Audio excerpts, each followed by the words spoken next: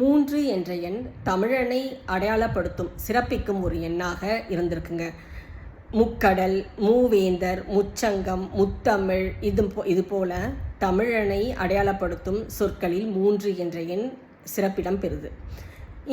இந்த காரணத்தினாலேயே கிரேக்க ரோமானியர்கள் வணிகர்களாக பழந்தமிழ் நாட்டுக்கு வருகை செய்த பொழுது அவர்கள் தமிழர்களை திராவிடர்கள் என்று அழைத்திருக்க வேண்டும். என்ன காரணம் அப்படின்னா, த்ரா என்பது கிரேக்க மொழி சொல்லில் 3 குறிக்கும் ஒரு எண்.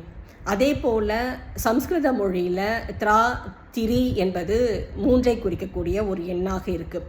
இந்த 3 குறிக்கும் எண்களாலேயே தமிழர்கள் அடையாளப்படுத்தியிருக்காங்க. அவங்க தங்களுடைய மொழியில் திராவிடர்கள் என்று அழைத்திருக்காங்க. இதுக்கு இன்னொரு சான்று நீங்கள் பார்த்தீங்கன்னா, திரிகடுகம் என்ற ஒரு இலக்கியத்தை நம்ம சொல்ல முடியும்.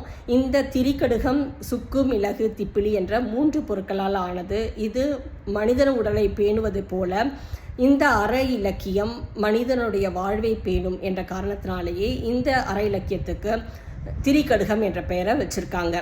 இந்த திரி என்ற சொல் பார்த்திங்கன்னா த்ரா என்ற சொல்லின் அடிப்படையிலிருந்து வேர்ச்சொல்லிலிருந்து பிறந்திருக்கு.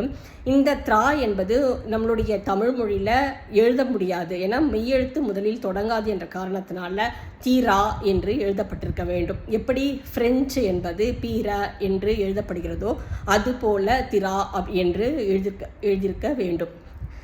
இந்த திராவிடம் என்ற சொல்ல முதல்ல குமரகுருபரர் பயன்படுத்துகிறாரு.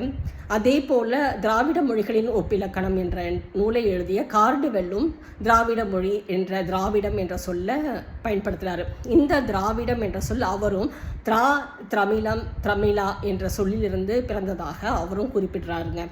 இந்த அடிப்படைகளை கொண்டு, இந்த சான்றுகளை கொண்டு திராவிடம் என்பது தமிழனை அடையாளப்படுத்தும் 3 என்ற எண்ணின் அடிப்படையிலிருந்து சிறப்பிக்கப்படும் ஒரு சொல்லாகவே இருக்குங்க.